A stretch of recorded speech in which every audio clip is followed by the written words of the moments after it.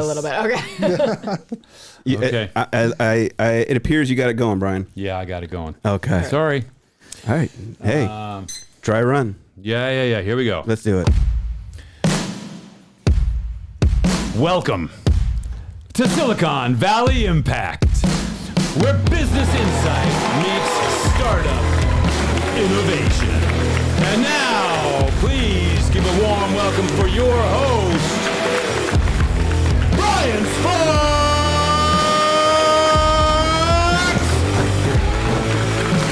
Stuck it that time. You stuck the landing, Brian, and here we go. Oh! Yes. The house is full. We have a full house. Boy, it took a while to get here, Brian. This took a few minutes. You launched us, Brian, in the right direction. I love it. It's one of those days, but this is going to been a day. It's going to be nothing but great moving forward here. Nothing but blue skies. Nothing but blue skies. Excellent. So I want to welcome everybody to Silicon Valley Impact. I'm your host, Brian Sparks. The purpose of this show is to have honest conversations about what it takes to build great businesses and communities so that you can make a impact in your own. Yes. Wow, all right. Man. That was really on. That was on cue, right? That there. was. I'm telling you, it's going to just keep getting better. All right. Let's let it on me. Yeah. So I want to welcome, we have three great guests in the house today. We have Allie, Arnaud, John. Great to all have you all here. We're going to weave some interesting topics together. We have startups, we have founders, we have heart intelligence all in the house, all rolled up in one.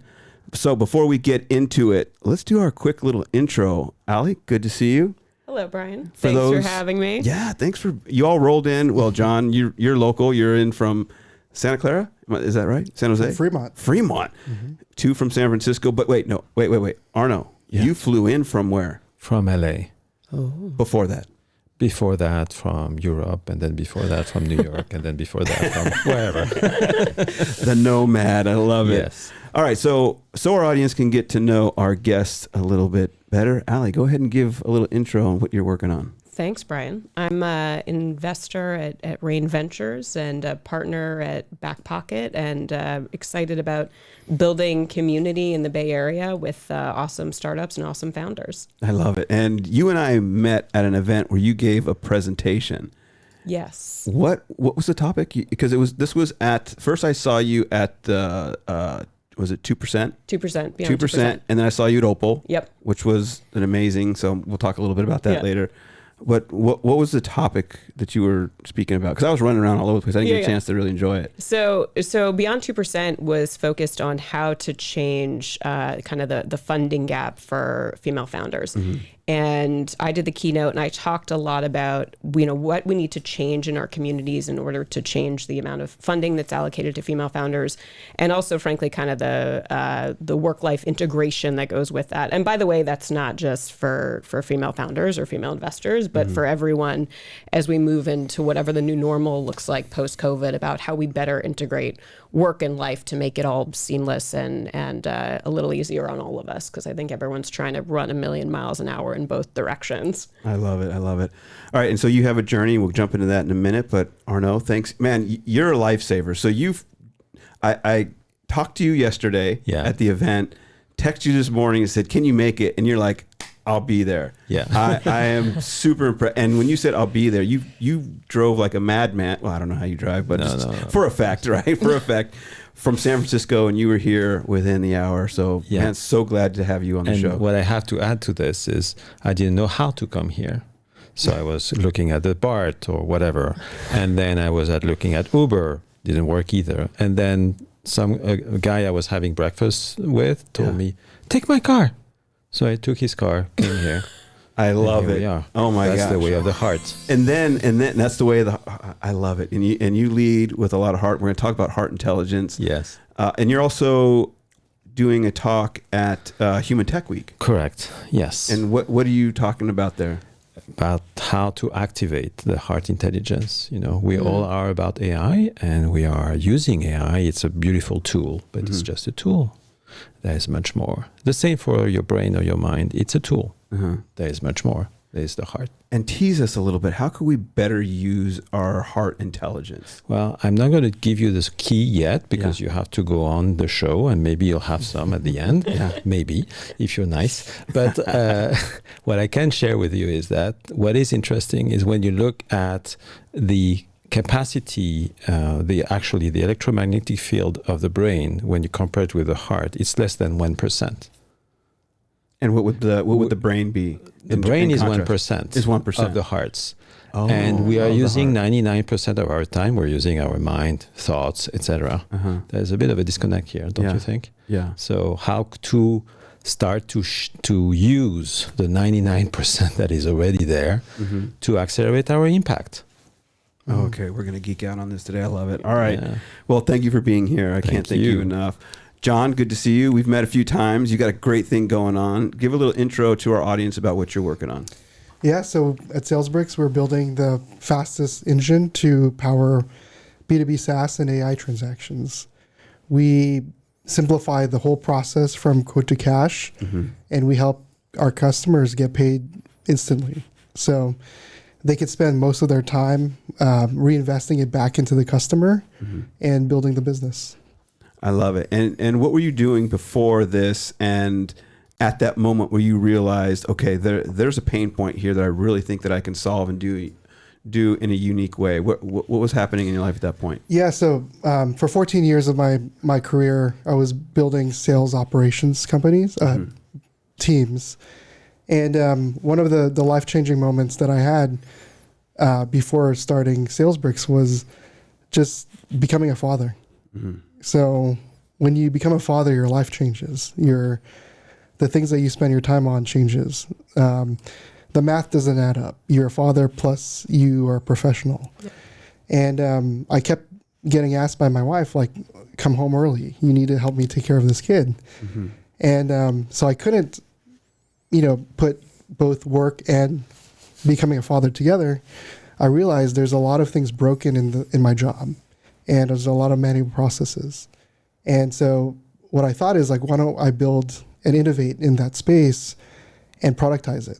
So about 4 years ago, we started Salesbricks to simplify people's work so they can reinvest that time back either into more meaningful work or back in the family. So we've been doing it since. And so, really, Brian? Oh, it just sounds like this is a good combination of people to have in the studio today, right? I mean, talking about getting a little more free time to be out of work and in a heart space, right? So I would love to. I mean, when we get a chance, we're gonna compare and contrast that. Yeah. Oh, it's gonna weave together nicely. Yeah, absolutely. So love that. Love that you learned to capture more family time by streamlining what you were doing, and now you've kind of brought that to the world. And how long have you been working on Salesbricks? We started the company about 4 years ago. The first year and a half, we were building the product. We left our jobs, our full-time jobs, to start this. My co-founder and I been doing this for the last 4 years, but it feels like 10. Building a company, obviously. Yeah, it's a heck of a journey. Takes a lot from you. Yeah. All right, so a lot of ground to cover. Definitely want to do a little bit deeper dive into this journey, what you've learned from it, the ups, the downs, the highs and lows, because our audience who is listening right now are from all walks of life when it comes to startup. You have the bucket of founders, you have the bucket of investors, you have subject matter experts, and they're all looking for a way of getting the edge. And your story, I believe, all of your stories, all of your journeys have a unique piece of wisdom that will provide a little bit of an edge for our listeners. So, Ali, let's start with you. Talk about your journey a little bit, because you've touched it all. If we're thinking of our audience, you've touched it all. You've been a part of startup. You've been in that world for a while, and then you made that transition. Give us kind of a run up of, where did you get the bug, the startup bug? And then what was that journey like? And then why the transition? Yeah, awesome question. So I kind of originally got the bug when I was in banking in New York City, and I was interfacing with a lot of early stage companies for the bank in the broader New York City ecosystem. And I said, wow, these guys are really making an impact. And it feels very different and looks very different than, when you're inside a very traditional corporate bank. And the other thing I saw that I loved is that these people were giving so much and making such an impact kind of from day one on the people around them. I mean, I was interfacing with folks who I'd never met before, and we were exchanging ideas and exchanging contacts, and I said, wow, this community is giving in a way that frankly I hadn't experienced at that point. And what I didn't realize that I was seeing, but I learned later, was this whole ethos of finite and infinite games, right? And that people who are in the startup ecosystem believe in infinite games, not finite games, and frankly, finance is predicated on finite games, right? So it's just a big mindset shift. And I said, okay, I need to go do this. So I left, I moved out here. I joined an early stage company, went on to found 2 companies, and then said it's time to move back to the funding side of things. So that's where we are now. And talk about that pivot and where you are now. What part of the game are you in now in terms of, are you in angel investing? You said you had the back pocket, you have the VC. Talk a little bit about that. So institutional and angel investing right now, which is great. And I think, the thing I love about it is I feel like I've, really been able to embrace kind of my infinite game side of things. When I first got out here, there's the whole phrase of give to get, right? And I remember sitting in, this first apartment that I was in, and I had all these roommates. It was just a very different lifestyle from the one I had in New York. And I said, I don't feel like I have anything to give. Like, what can I give to this community? Because this is the ethos that helps us keep creating here, right? And in some ways, I feel like I'm now really entering kind of my giving phase of this, and my deep belief that I just have these resources that are going to help founders create what they're meant to create in this world. So it's an exciting phase to be in, for sure. Nice. And so as you build out your fund, what are you focusing on? Yeah. So we're focused on companies who are really in their seed stage, and are looking to make an impact either in B2B SaaS or consumer tech, and working with founders who maybe aren't in the primary ecosystems or aren't in some of the primary demographics, and helping them really believe in their ability to be founders. I think that's one of the things I love, is that being a founder in some ways is a deep amount of self-belief. And so you have to be surrounded by people who can help you capture that belief if you don't have it yourself. I love it. And so we're going to come back. I definitely want to integrate our worlds here. So as we kind of hop around, please feel free. I just learned English this morning. Feel free to ask questions of each other. Arnaud, I want to ask you this topic of heart intelligence. Founders know that building a team is important, communicating a message is important, and driving this team forward, earning respect, all this stuff involves the heart. There are a ton of intelligent people everywhere you go, especially in Silicon Valley. What is it about engaging the heart for founders, even VCs, and how they invest and how they make decisions? What is it that needs to kind of come forward with this insight of heart intelligence? That's a big question. Pretty much allows you to go. Great question. Do we have 3 hours? Yes. I don't have them, unfortunately. But anyway, the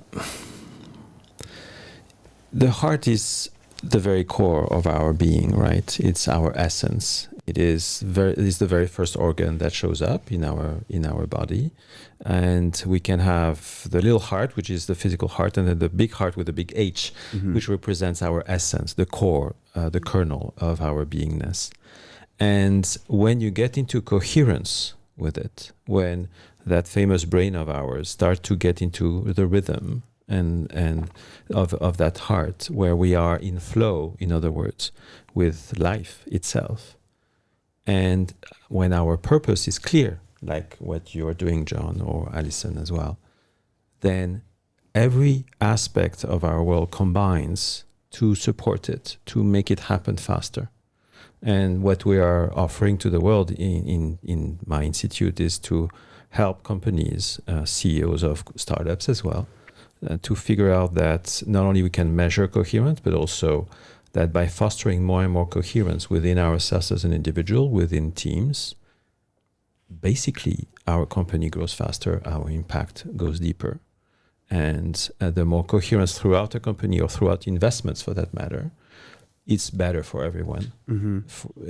I'm talking about impact, social, environmental, financial, all of them together.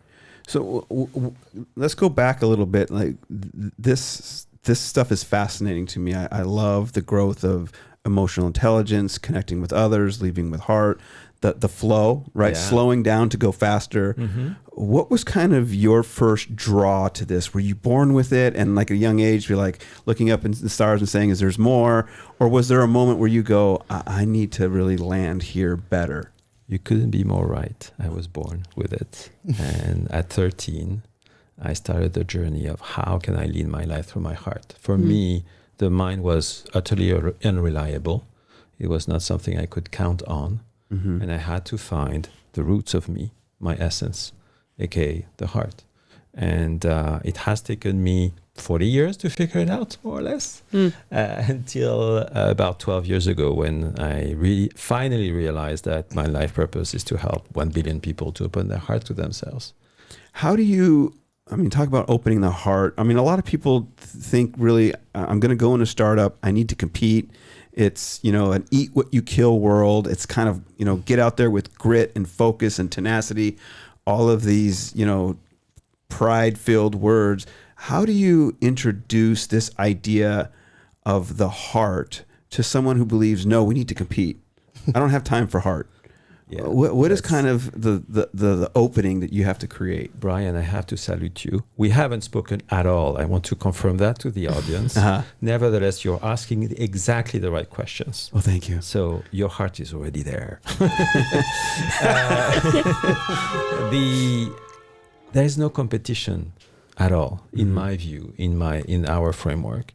It's only, from my viewpoint, every single business challenge we're having in our day-to-day is always related to us. Always. There is no exception to that. In other words, the issue with this customer or with that employee and so on and so forth are always related to what I believe to be true about myself, and that I may be ready to reconsider and maybe change if I choose to, right? Which is super powerful, because when you, in other words, as an entrepreneur, you face yourself every damn day. So it starts within. So next week I'm presenting to family offices to show them its impact from within. And from an entrepreneur standpoint, what I have seen in my world and with all the people that have worked with us so far is that each time they change something within themselves, it starts to reflect in their reality. In other words, the challenge transforms or disappears. And that's my reality. That's how it works from my viewpoint. So with all, and I guess, John, I can kind of tap to you, and Allison, I can look to you in your startup journeys. You've seen these walls, you've seen these obstacles. And so what I'm hearing is that it's not out there that stops you, it's in here that stops you. And you can rack your brain, but it's not the same as opening your heart. Exactly. And so how do you cultivate that? How have we cultivated that up to this point? We're talking about it today, but how would you trot out the first idea of like, okay, I need to cultivate this a little bit within myself? Where does it all begin? At a very young age, I figured out one thing that has guided me my whole life, which is that my day-to-day is here to guide me. So in other words, these challenges are giving me a message. It's for me to listen to it, right? It's my heart talking to me, so to speak. And that message is helping me to realize something about myself. Do I want to or not? That's another matter, right? And when I realize what that message is, then I can find the pattern that is coming from, has created these issues, release the source, and then all of a sudden all that transforms and disappears. I think that for a lot of people, that little piece right there, the letting go. Yes. Right? Because I think we on some level, we could all be certainty freaks. Like, I know what needs to be done, but yet we keep hitting a wall. And letting go and kind of growing and seeking, that can be challenging. That can be unnerving. For sure. Yeah. And that's why I created a community of heart leaders that practice that. It's all about practice. Yeah. It becomes after a while, natural, right? Yeah. But we have to learn the practice, which is utterly simple, but yet, because we're so much in our complexity, needs more grounding and to be here and do it now, right? But it's possible. I have trained a lot of people already. I know it works, and it works damn good for them. So yeah, everybody's invited to give it a try. I love that. So John, talking a little bit to you about how when you and I first connected, we were really kind of vibing, and at the time we were talking about family, much like you talked about today.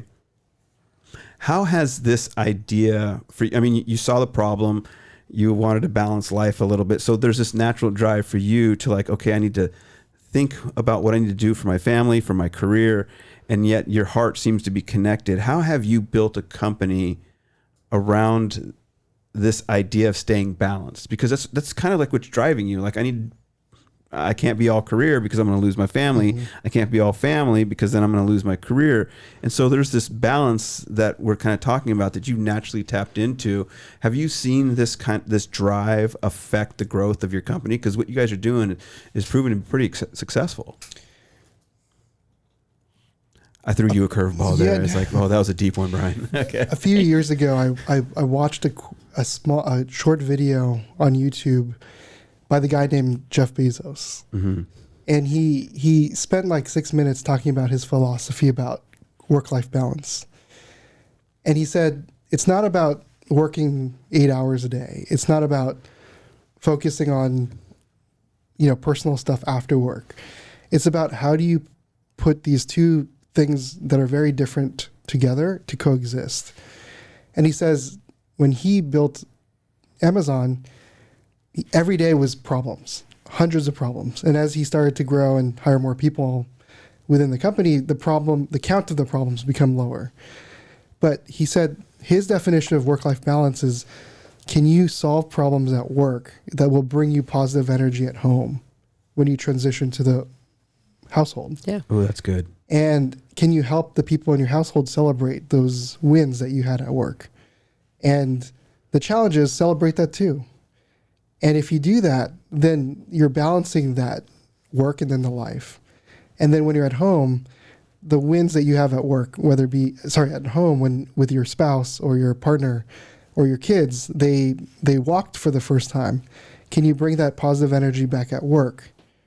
Because when they coexist to each other, you have that Jeff Bezos work-life balance. Yeah. It's amazing. Did you have something? I love that. Actually, I hadn't seen this video, but I feel like I should now go look at it. And I think that's a really great way to put it, because no matter what, the energy in either portion of your life is going to influence the other part. It's really hard to keep them completely separate. And frankly, I think if you are a heart-centered leader or a heart-centered individual, you shouldn't be keeping them completely separate. The best thing you can do is try and have one influence the other in a positive way. And especially if you have kids, use both the highs and the lows as teachable moments. And I want to celebrate, John, in the sense that you are embodying everything in a very coherent way, right? In all aspects. And that's amazing. The power of coherence, we tend to forget it. I mean, it's not even in the radar at all. But the coherence in whatever enterprise you're on, whether it's financing or anything else for that matter, it is super important, because the more coherent you are, the more flow happens on its own, meaning help comes on without expectation, the right connection happens at the right time, etc., etc. So this is super an amazing tool for the entrepreneur, right? Yeah. The startup entrepreneur to take on as soon as possible. I think being in Silicon Valley, one of the biggest problems, no matter what perspective or context you're speaking about, the problem is the silo. Mhm. If groups are in silos, if ideas are in silos, if there's not this connectivity that we're talking about, there's this separation, and we're living in our, for lack of a better, in our head, and not balancing that heart. We're keeping that 99% in the brain. And so how does somebody, so say for an example, there's, problems with the startup, there's problems with the fund, or there's problems at home. People think, well, I need to kind of box that out. Is what I'm hearing, you're shaking your head, I love this, it's going exactly where I wanted to go, is what I'm hearing is you take that issue and go within and solve that first before, where does someone begin with that? Because we all know in startup, there's going to be tons of moments of dissonance. Like ideas will take you this way and opposite, but where do we begin to kind of unleash that stress that's being pulled from competing ideas and priorities? That's the beauty of it. Your day-to-day is giving you all the clues. We don't have to look for things. It is given to us. So imagine you have a problem at home and at the office, of different kinds, obviously. Well, they are coherent together. They are intercorrelated. And the question is, what is the actual one message that both are bringing you, are telling you? Mm-hmm. And that's what we work with in our cohorts, to learn that. Because once you pull that string and you figure out where it's coming from and you release that. What is that? Give me an example. Yeah, let's share an example. That's fun. So imagine a CEO of a fintech company, in this case, a client of ours. And one day, his company was plagiarized. The website, was plagiarized by another company. Not very good, right, for business. And so we've tried to figure out. So there were other incidents, but I don't remember which one's there. But the core one is that one anyway. So we start in the session to try to figure out what is the message. Well, here in this case, it's quite evident, right? We can observe that these guys were not very much into integrity. That was not their thing initially. So I asked the CEO, when was the very first time you were not in integrity with yourself? Right? That can happen. And indeed, when he was 16, yes, she was, stealing, doing teenagers' stupid things, stealing in shops and stuff. And he had started to create some guilt around that, which is very human and okay. And so we worked on together, releasing the guilt, the lack of integrity, all these things that happened at that time. We released the negative charge from an electrical standpoint, so to speak, right? The emotional charge. So that all that can become neutral all of a sudden again. A few days later, that company that was copying the website apologized publicly in a conference, say, we're sorry, or, we should have done that. And the copy website disappeared. And in that same week, a 9-figure contract fell on the desk of my CEO. That's what we're talking about. It's super powerful. So, but it began with clearing the shit. Clearing the shit, internally. Yeah, and then life will shift. Yes. And it's having that belief. Yeah. I had the same experience Yay. A few months ago. So every morning as a CEO, I spend 20 minutes reviewing recording sessions of our customers going through our product and their customers, just for QA and product insights for me. And then in that morning, I realized one of our customers who's churning invited a competitor into our product. And I saw the full session. One would argue that's helping them migrate off of our system to their system. Yeah. But they were really getting deep into the product. And I was livid. And I reacted very negatively, and I communicated in a very negative way to the customer. And it resulted in a very negative outcome for both of us. that happened another month ago or a month later, where a competitor came into our product, and I asked my chief of staff, I said, what should I do? And my chief of staff talked sense into me and said, this is actually a good thing. Our competitor is very curious about our product. Mm-hmm. So let's not react negatively like the last time and embrace this. And I came home from that session, that second time where the competitor looked into our product, and I was actually very energized. I came home and I was like, hey, sweetie, we're getting famous because a lot of our competitors are so curious about what we built. And that positive energy went leaps and bounds and helped me versus the last scenario where I just came home pissed off and my kid comes up to me and says, hey, you want to play? And I'm like, no, I don't want to play. And then I'm trying to keep it inside. But that positive energy that comes from work and from home really helps you as a person and helps you have more space for good things. Yeah. And an exceptional founder and startup coach I know said once, if you're having communication issues at work, you're likely having them at home as well. If someone on your team is pissed off at you about something at work, your spouse is probably pissed off at you as well, and you don't realize it. And I think it's examples like that are great because, you're really able to see, okay, actually my energy that I'm bringing to things at work can be directly translatable to how things are in my home life. So sort out one and it'll help you to really sort out the other. So is it this mentality of take it on the chin and say, thank you, sir, may I have another? Or is it just being in a state of gratitude that leads to creativity that allows you to see then an abundance of opportunity that creates this flow? Brian, you got an add-on. Well, because you're looking for black and white here, and I don't think it's black and white. Yeah, I know you're trying to get it into categorizes. You're trying to compartmentalize things. Yeah. And so I just want to jump in. Direction. One of the things I know that we all can practice is just tuning into this energy and being present to be able to channel the present moment and what's happening. But what I struggle with and what your question is about, in my opinion, is when we're confronted with what John just described, how are we to know what path is the path? How do we know we can? Okay, so I've been smart enough to pay attention. And now I've got to make a decision. And that decision making is sometimes a little foggy for me. So if you guys want, I can share a method that is universal to my knowledge. I needed it this morning, so I definitely You did need it this morning. I called you up all frustrated. Yeah, I was in my competitive mindset rather than accepting. So please, I'm all ears. Yeah, okay. Brian definitely needs the help, so thank you. Okay.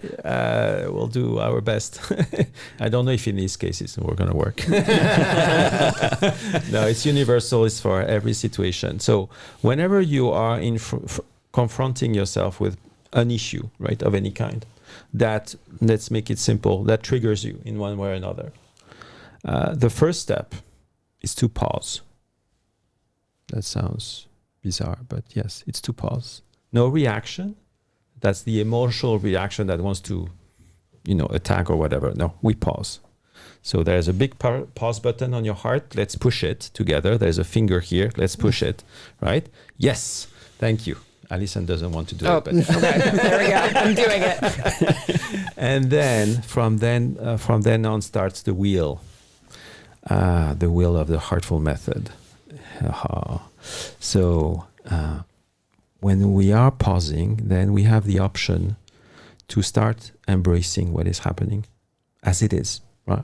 What is happening is neutral by itself. So first, we accept as it is what is. Then we can start to embrace as what is happening in this moment without judgment, without separating myself from it, with just being here now for it, right? Being present, as Brian was saying earlier. And then comes the next step, which is once we embrace, then we offer ourselves the opportunity to start to trust that what is unfolding in this moment is for a reason that I don't necessarily know nor understand, that may be good for me in one way or another. I don't know yet again what is happening, but in one way or another, it may unfold in a great way for me at some point, like your example that you were mentioning earlier. So as we do that, the charge starts to become less and less negative, by the way. The trigger, the emotional trigger that you have with what is unfolding in this moment becomes less and less important. And you continue the journey to the next step. The next step is, once you are able to embrace it, to start to trust what is unfolding, it may very well be that you are now ready to surrender to it. Meaning that wisdom of what is unfolding in this moment, and again, it may be a competitor coming and look at my product, but for a reason, it's happening in this moment. So what if it actually could be, as I mentioned earlier, a good thing? So I surrender to it. And at the same time, and this is very important, I forgive myself. Forgive myself for what? Well, first, maybe for having judged the situation, for having been triggered by that situation, and also potentially forgiving the competitor or the client, to take your example, John. And then things start to become magical, in the sense that once I am able to forgive myself, the person in front of me, etc., then I may be able to open to gratitude for what has unfolded as it is, because somehow it's a gift. It's a gift of a kind. I don't know which one yet necessarily. And so as I open to gratitude, I open also to compassion, to love, for what is unfolding neutrally in this moment, to show me something about myself. When that happens, the whole wheel, I can guarantee you will get a more harmonious outcome, one way or another, a bit like what you were illustrating earlier, John. So that's, from a very negative place, you do the whole thing and you get on top without getting into competition or anything else. No, it has always been about you anyway. Mm-hmm. So, give yourself that gift. Go ahead, Allison. Oh, I was going to say, I love that. And I have tried to practice that more and more every day in both my career and my personal life. And I'll say maybe an addendum for other founders and entrepreneurs out there. Getting myself into that state is oftentimes the challenge during the day, right? When we're interacting with people, we're at our desks. And so I found that in order to push my heart center button, I have to be able to be in my physicality, whether it's go for a walk, if I have time, go cycling, do a stretch, whatever it is, it somehow stops and just clears my mind enough that I'm able to tap into myself and say, okay, there is a different way to get myself through this problem and into a state of seeing the solutions as opposed to the problems. Exactly. Yes. That's why we have a T-shirt for that. Yes, I love it. I want a T-shirt. I also want to add that those moments of walking and cycling are silent moments generally. Yes. Yeah. And it's that quieting of the mind that allows us to view things a little bit differently. Brian, I want to take a quick break, if that's okay. Let's do it. Okay, perfect. Thank you. All right. So we're continuing the flow. We're talking a little bit about getting back into your heart. And as you were walking us through that before the break, I couldn't help but thinking about, in startup, there are pivots. There are major pivots, but what I'm hearing is the personal micro pivots throughout the day. And oftentimes when I'm in my own head, spinning, not the right cycle, right, but just spinning, I'm living on expectation and control. And when I do push the pause button, I'm now looking for opportunity to get back in flow, to pivot, to turn, rather than latch onto my own expectation. So I love how that landed. And I hope those of you who were listening earlier, if you didn't catch it, go back and do that little exercise, because as entrepreneurs, you're going to need to stay in creativity. You're going to need to stay in a flow. You're going to need to stay connected. And those little exercises throughout the day could mean all the difference for you and your team, you and your product, you connecting with your market, a customer, dealing with your any fires you have at work, or keeping the peace at home. Yeah. I truly believe it can work on a number of levels. Allison, I want to kind of look towards what you're working on right now. I know you're really pushing in terms of now going into the investor world. Talk a little bit about what you're working on now and what would be a good win for you here today in terms of who may be listening and who you can connect with. Yeah, thanks, Brian. I think for me, a win would be talking to founders who maybe are just kind of thinking about raising venture money, haven't spent as much time thinking about it, thinking they're building lifestyle products, because I believe that there is a path for many different types of entrepreneurships. And part of, my mission is to talk to founders who maybe haven't seen venture scale companies as a win for them and thought about what that path would look like. And I think, that oftentimes happens, especially when you're dealing with female founders. Mm-hmm. And what are you on the hunt for? You're looking for these great companies, obviously, to invest in. You're possibly raising as well. What are you on the hunt for? Like, what are some of the good products that are out there, or companies that really would attract you hypothetically? Yes.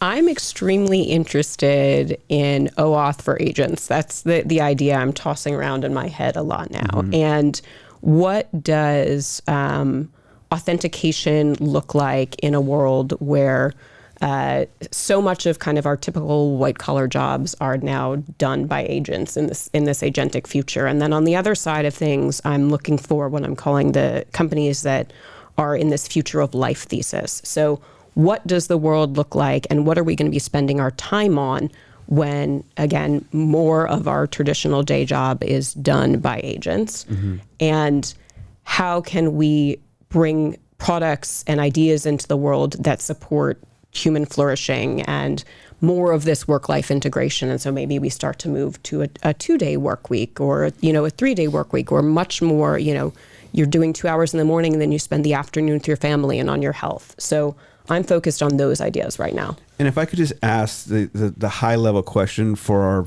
founders who are out there listening, when you talk about this particular segment or this industry that you're interested in, a company that comes to you across your desk as an investor, what do you see as a fundable company? That's a great question. Ultimately, a fundable company is one that has at least the initial idea of what their go-to-market is going to be. And I think it's really easy, especially for first-time founders, to build great products. And by the way, I've done this, so this is not a judgment. This is also speaking from personal experience. This is us showing your scars. Yeah. build something. Oh, I think I want this. This would have helped me. But you haven't vetted it with any potential customers. You haven't engaged design partners. And if you haven't gone through those steps, it makes it really hard to know you're building in the right direction, and you haven't thought about how you're going to distribute the product. I think there's this tendency for really smart, driven people to just solve their own problem, but then kind of stop at that point and think the market will appear. And frankly, in companies, that's not how it works. So I want to tap you, John. I see you shaking your head. What has been some of your strategies over the last 4 years as you go to market and build the trust with those you're serving? Ooh. You've tried a lot of things. Yeah. There's a lot of trial and error. For me, I think one of the things that's been very helpful, aligned to what you're suggesting, is building a relationship with your customer to a place where they're actually very honest. And so there's some founders, and I've done this, in all the wrong ways. You built a relationship where you're conditioning them to say, yes, your product is great. And that's very expensive. That's expensive for investors, expensive for you, your time. Building a relationship where you can create a trust where saying your product sucks is actually very helpful. We did this very late. I think, especially when you're a founder, you sell to your Rolodex, your friends, your investors as well, and they're conditioned and they're probably paid to say, yes, this product is great. But for me, that typically goes away when you sell to somebody who you have no relationship with. I think they call it the grandma test or the mom test. Yeah. So that's one of the things that I think has been very helpful for our business. And now we're naturally in a place where I don't know who the customer is sometimes, and we close the deal, and I have to go check in with them in 2-3 months and ask them for their honest truth. And then learning and listening from that has been very helpful for us. I love it. We build a lot of product because of those. I just want to say I love this, and I love that you say I learned this too late, because I feel quite similarly. And now one of my favorite parts of embarking on a new adventure is I try and do cold calling really early in the process, so that they're people I don't have relationships with, and they can tell me no and tell me where I'm wrong. And it makes the relationship building process with the people who are conditioned to say yes go easier much more quickly. I love it. So keeping with you, John, I got to ask you, that was kind of your run up, but what's next for Salesbricks? What are you guys working on now, and where do you see yourself 3-6 months down the road? I think a lot of that question is being answered by our customers. We thought that people had a quote to cash problem, which is a very common job to be done in B2B SaaS and AI companies. I could go and invent a bunch of stuff, but I could be very much wrong. For us, I think it's about listening to who we're selling to, and then asking them, where are they going? What problems do you see arising in the next year or so? And just for our audience, got to know who are those customers for you? For us, we're selling to a lot of the persona-wise. We're selling to founders. Mm-hmm. We sell to early stage companies in the $500,000 to $5 million ARR range. Mm-hmm. And we love to have access to the founders. They're the decision makers. They had that problem since day one. And we're selling to, obviously, the technology companies. So those are types of companies we're going after. And we for the most part, like 80% of our customers, we have direct access to those people. Okay, I love it. So, Arnaud, let me pivot to you a little bit. You're doing this great work around, heart intelligence. You have some investor experience. When it comes to evaluating a company, what do you look for from your perspective as a fundable company? What stands out? Well, I have a bit of a bias in the sense that the very first thing I would look into is the coherence that exists in the team. Mm-hmm. Because for me, that's the master keyword. Without that, there's a lower chance for success in my investment. Mm-hmm. There's no question about it. So that's the main characteristic. After that, I guess, also, it's all about coherence. I wouldn't invest myself into a deep tech company. One, because I've been a CTO, I've been a CEO of many finance and tech companies, but it's not my interest. It's not coherent with who I am, right? Mm-hmm. So nowadays I'm interested only in conscious tech companies, so to speak, because that's how I believe I can serve humanity as a whole. That's the biggest systemic change I can offer. So we're now creating a heart-based economy where we put leaders that are heart-led and they create their own companies, and that's what I believe can actually work and make a big impact. Give me a couple of characteristics of this team that is healthy, right? And has coherence.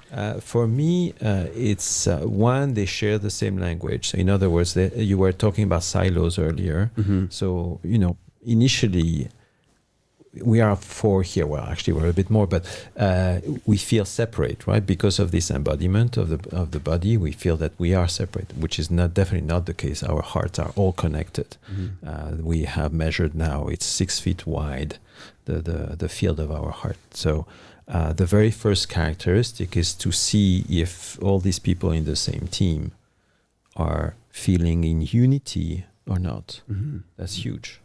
Because if they are all thinking only and feeling separated, then how can they actually fulfill the vision of the company? Mm-hmm. So that's the very first thing. And obviously it also include, therefore, not only pursuits of the mind to solve problems, etc., but also an emotional intelligence that goes along with it, because this way they can work together more easily.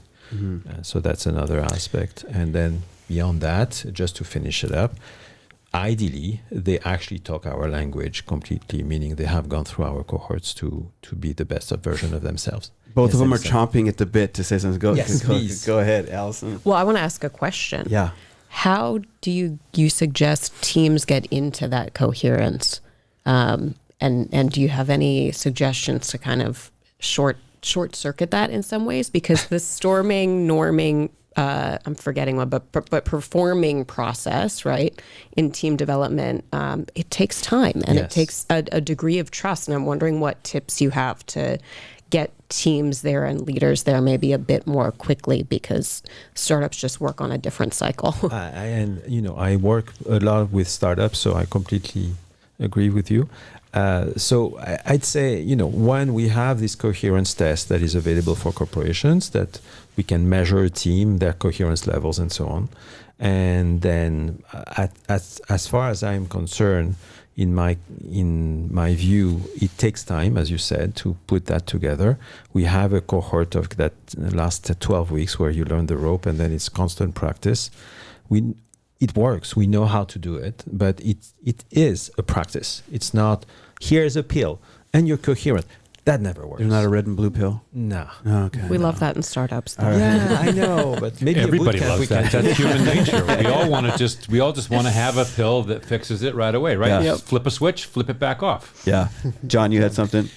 So no suggestions, but based on what you said about having that coherence amongst the team, when I was early in my career, I was being invited to these e-staff calls on a weekend.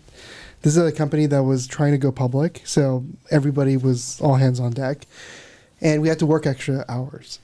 And in these e-staff calls where CMOs, CXOs, CEOs were in a 5-hour conversation, there was a lot of tension in these calls, like CMO against the CRO, and very valid points on both of their sides. And in a way, it kind of looks like they're about to kill each other, right? And it got very hot. But outside of that room, we saw them come back together, talk it out, have very personal conversations that's not work related, and what would you call make up, right? Yeah. And for me to observe this as a young professional was very inspiring, because I think they were all marching in the same beat of the drum, and they were all fighting for the same thing, but they had maybe two different opinions about it.